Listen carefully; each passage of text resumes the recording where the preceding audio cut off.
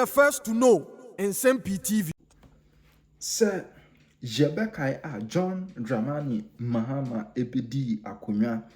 Oba be sorry ena Ghana ye bauxite utimi edi emu 58% ede ema ninua Ibrahim Mahama ene Nyankopon adom NPP amanyuko no eba betena so ena won esesen bibia na NDC same John Dramani Mahama assign aba abetena akonya so bio, but this time dear o use new strategy et said ye John Dramani Mahama ede etu edwa se Ghana for eyare arefre no this time dear fa nkom ha no wabra oba be sorry akonya so, but this time dear one ebetena so ena John Dramani Mahama etimi amani nua no etimi awini $100 million na ode yenkotie contract ni mu nsem ankasa ne de ama omanfo ebu afu a enye asem kotwa a edi adanse epefe se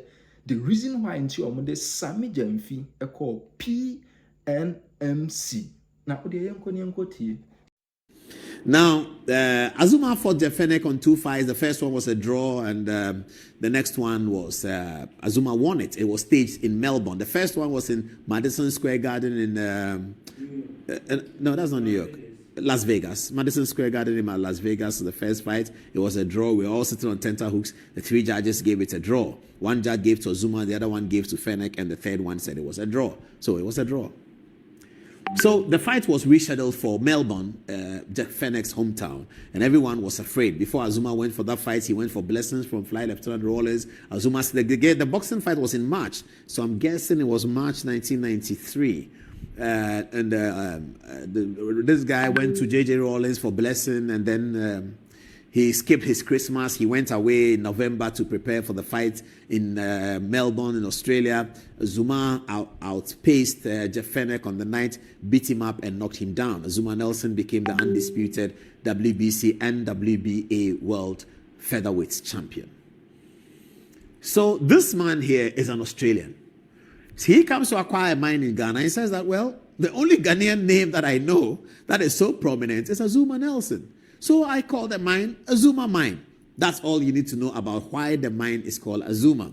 Incidentally, Auma Nelson was present at the Engineers and Planners event, the signing of the what they call the 100 million something. Okay, so this is the background. Forget about it. Now let's get into the story. The company at the center of it all is called Auma Resources Ghana Limited, or Auma Ghana. It was incorporated in February 2005 with shares held in the Isle of Man by a company called Eagle Hand. Its antecedents, however, are in Australia. The overseas entity was registered on 23rd December 2004. A little under a year later, it listed on the Australian Stock Exchange, blah, blah, blah. In January 2006, the company, Auma Resources, was officially admitted, blah, blah, blah. All of this is just background, not too necessary. Auma Resources came into existence through a series of strategic acquisitions and exploration efforts focused on Ghana's Upper West region. Here is the breakdown of it, and this is where we start. Formation and early exploration of Auma, 1990s. The Black Volta Gold Project area was first explored originally by BHP. 1998, the Kunche ore deposits was discovered by Ashanti IAMG Gold. 2006, Auma Resources acquired the project, initially holding only the Kunche deposit. It was listed on the Australian Securities Exchange. Auma later discovered the Bigpong ore deposit and acquired the Julie deposit. Between 2006 and 2017, the company conducted extensive exploration and drilling, leading to multiple resource updates. The ownership transition, the story gets better. In 2017, Ibera Capital, a private equity firm, entered via a 5% earn-in agreement. In March 2020, Ibera Capital acquired 100% ownership of Auma Resources. So this is where it begins to get very interesting. Ibera Capital has acquired 100% of Auma. After all this mine, that mine, AGC discovered, some people go and find money through Ibera Capital. They buy. We have to find out how much they pay to the Minerals Commission, to the government of Ghana for that. But they acquire 100% of the mine. Okay. So this is now Auma Resources. This is the gold mine. 100% belongs to Auma Resources. Who is Auma Resources? Iberia Capital. Who is Iberia Capital? Some Australian people. Who are the Australian people? They are also listed on the Australian Stock Exchange and the Securities Exchange. You can find them. But they own this mine. Where is the mine? Upper West region of Ghana. All right. Now, Auma Resources entered into an agreement with Ibrahim Mahama's company, Engineers and Planners, where Engineers and Planners will pay Auma 100 million to acquire their concession. So this was properly done. Engineers and Planners, Ibrahim Mahama's company, in 2021, 22, 23, get into conversation with Auma. Charlie, you guys will buy your mine.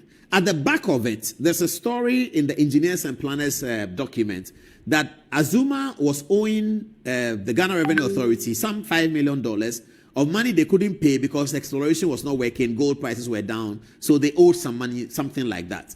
And that's at the back of the story. It is in the Engineers and Planners document. So here, Engineers and Planners said that we will buy your mine, and both parties agree that it's 100 million United States dollars. Okay. It will seem that over time, there was disagreement over the sum to be paid because of an increase in the gold prices, which Auma believed should also reflect in the value of the mine higher than the gold price value, should reflect in the value of the mine higher. Gold prices means higher value of the mine. Okay, so this is where the confusion starts. $100 million is agreed in the document, but it would appear that from the document, the 100 million, which is the value of the mine, is pegged at the gold price of the day. So I have gold deposits. Today's price of gold is 2 cedis. So I have 500 gold deposits. 500 times 2 is 1,000. So it's 1,000 cedis. So my mine is 1,000 cedis. Then later on, gold prices come up to 6. So 500 times 6 is 3,000, isn't it? So now my mine is no longer 1,000, it's 3,000. Agreement says the value of the mine. So at this stage, Engineers and Planners have to pay Auma 100 million, but Auma is saying that no, this is your 100 million there. No. So they go to courts. Engineers and Planners sue in international arbitration that Auma is reneging on their promise. Auma too says that you have not even paid me the 100 million according to the timetable we agreed on. So fight has happened.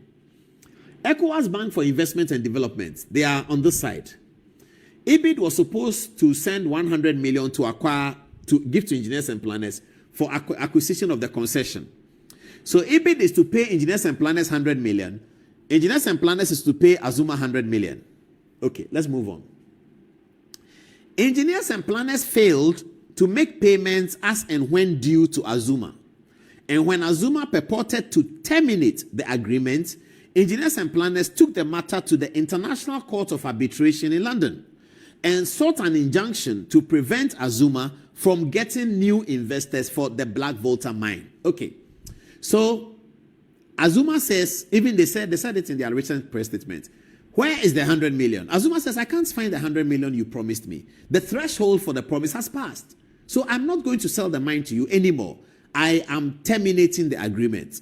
So Auma writes to Engineers and Planners to terminate the agreement. Engineers and Planners say, sure, are you sick? Honey, we'll sue you. You said you are going to give me the mine. We have agreed on 100 million. Now you say my money has delayed, so you are suing me. When I've been paying 500,000, they agreed on some $500,000 to be paid. Engineers and Planners claim they paid it twice or 3 times. Auma people say that the money was paid to people that engineers benefited from. That's a whole different matter that we are not talking about now. But this is the real situation. So Auma purports to terminate the contract. Engineers say that you can't terminate the contract. We'll sue you in arbitration. I'm sure that the suit in arbitration is pursuant to an agreement in the contract that all disagreements will be settled by international arbitration in London. Okay, so that arbitration is pending. Whilst the arbitration is pending, or one more step, whilst the arbitration is pending, Engineers and Planners take out a writ in Accra, the High Court, to prevent Auma from engaging with other buyers, very similar to the international arbitration suit. And they are asking for an injunction on Azuma that they cannot talk to anybody until the final determination of the arbitration. The Accra High Court says, yes, Azuma, you can't talk to other people until the final determination of the arbitration. Whilst the arbitration is on and they are waiting for it, they wake up one morning and they find that Ibrahim Mahama and Ibit are signing a beautiful agreement at the Marriott Hotel. What is the agreement about?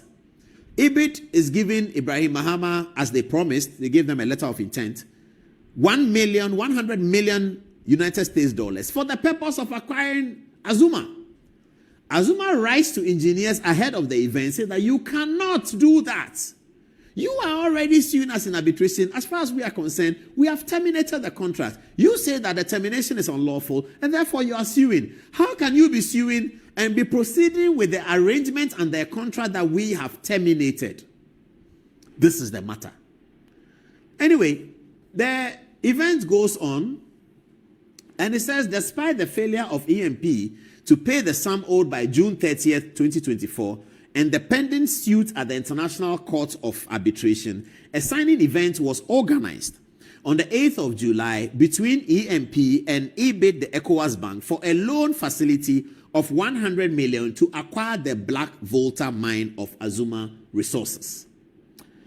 Let's hear what Sam Jonah said. He led the event for engineers and planners.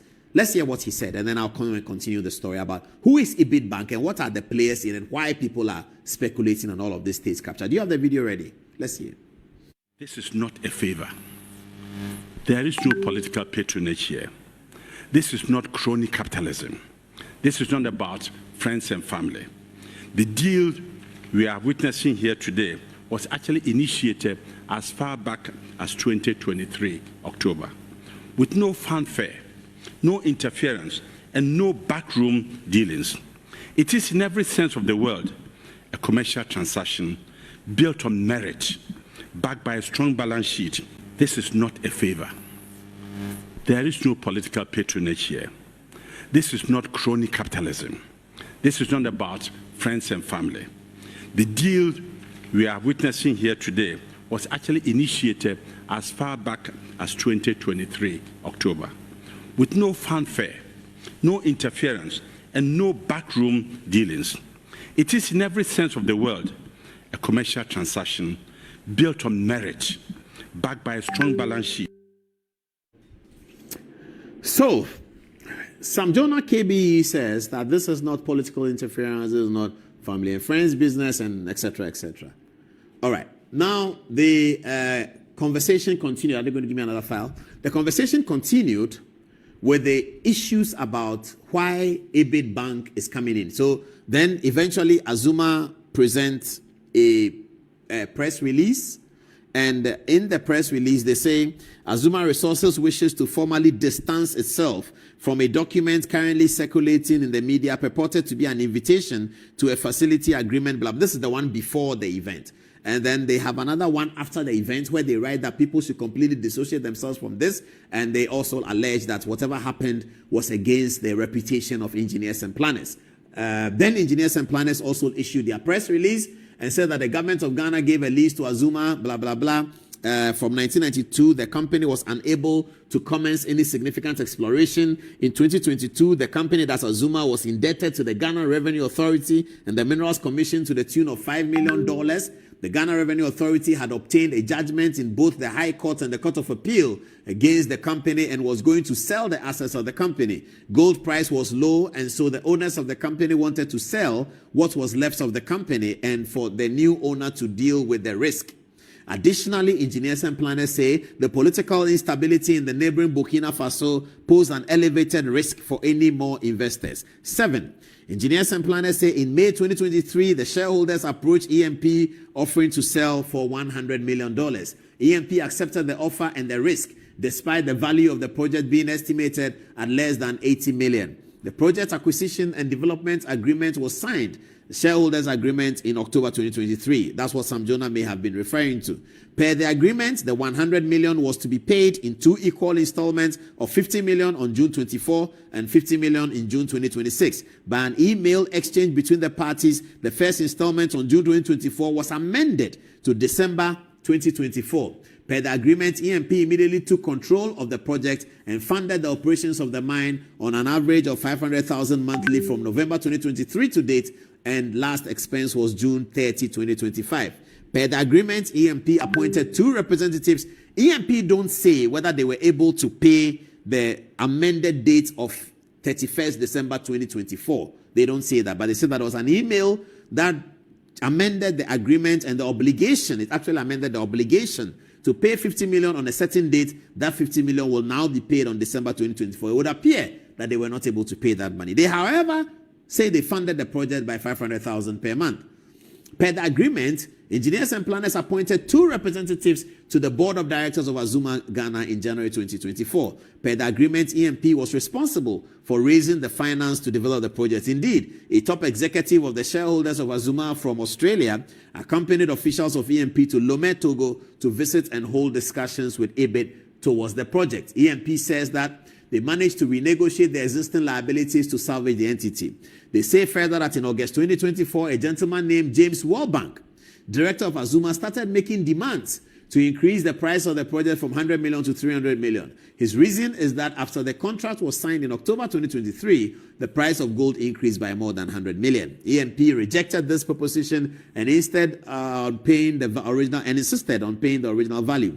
This led to a dispute, and Nsem-Pii commenced arbitration proceedings in October 2024, asking for an order for specific performance of the contract, particularly when Azuma claimed to have unilaterally terminated the agreement. Nsem-Pii also filed an application in the High Court in 2024 asking for an order for Nsem-Pii to continue to discharge his obligations under the contract and exercising his rights under the contract until the determination of the arbitration. The High Court upheld the argument of Nsem-Pii by ruling in June 2025, ordered the status quo to remain for contract to be enforced. In effect, the alleged termination by Azuma was held by the court to be of no effect. Azuma disagree with this chapter 20 of the Nsem-Pii document. They said all what Nsem-Pii obtained from the court was an injunction pending the final determination of the arbitration. Nsem-Pii mentioned arbitration here. They don't say that arbitration has been completed. So let's go. Meanwhile, Nsem-Pii made a formal application to IBID in early 2024 for a facility of 100 million to pay for the shareholders. IBID finally approved and signed the facility contract to give Nsem-Pii the 100 million to pay to Azuma. Addressing the false allegations in the media, Nsem-Pii only signed an agreement to acquire Azuma after the elections. Okay, Nsem-Pii said that this is not political because they didn't do the agreement during the elections. They answer all the allegations of the elections. In conclusion, they say that there's a deliberate effort to create conditions that will have made it difficult for Nsem-Pii to raise the required acquisition capital. There is a vested interest in Nsem-Pii's failure to raise the funding to open the avenue for some of the directors of Azuma to unduly take advantage of the significantly higher gold price. Nsem-Pii has already obtained a no objection letter from the Minerals Commission to acquire the mine. Nsem-Pii will continue with the process in line with the agreement for IBID to make payment to the shareholders. Nsem-Pii will commence development action, blah, blah, blah. Ghanaians, Ibrahim says, should support their own and not allow mercenaries to divert attention from this historic project. The first time ever for a wholly owned Ghanaian company to acquire a large-scale mine. Okay. So Nsem-Pii say that they went into an arbitration. The arbitration is not completed, but they found money with IBID. Now, where is the allegations of state capture? The 2 directors that Nsem-Pii appointed onto the Azuma mine are the managing director of the Ghana Infrastructure Fund, appointed by the president, and the deputy managing director of SNIT, appointed by the president. IBID is an ECOWAS bank, so the leadership moves from ECOWAS countries. Currently, IBID is chaired by Ghana. Ghana's finance minister, Kaysel Atuforsen, is the chairman of IBID. There he is. Kaysel Atuforsen is the chairman of the board of governors of IBID as a rotational policy for the ECOWAS bank. So those who are alleging state capture are saying that, how do you have a bank that the finance minister is chairman of? You have 2 directors who are working with Azuma. Both of them are government appointees of John Dramani Mahama's government. How is this not state capture? But is this state capture? I don't know. But the truth is that case Latofosen is. What is real is that the government of Ghana, okay, I have this. Now I'm moving to the minister's statement. What is real, though, is that the government of Ghana seems to have recognized that there's something not altogether correct or something that has to be resolved. So this evening, just before press time, a document emerged from the Ministry of Lands and Natural Resources. It's signed by Emmanuel Amakofibua, MP, Minister for Lands, and it refers as follows. It says, I refer to your earlier correspondence. Is writing to the, who is he writing to? Let's get that again. He's writing to the chairman, Auma Resources Ghana Limited, Accra. Attention, James World Bank. And the chief executive officer, Engineers and Planners Company Limited. Alajo Road off Olusegun Obasanjo Highway, Nsem-Pii. And it says, DSS, writing to both of them. But it says, I refer to your earlier correspondence in respect of the above subject matter, as well as the various press releases and public statements that have since been issued concerning the dispute. In the light of the circumstances, I have decided to grant the parties a final period of 7 days within which to resolve the matter amicably. Should this period elapse without a mutually agreed resolution, a decision shall be taken in the best interest of the country.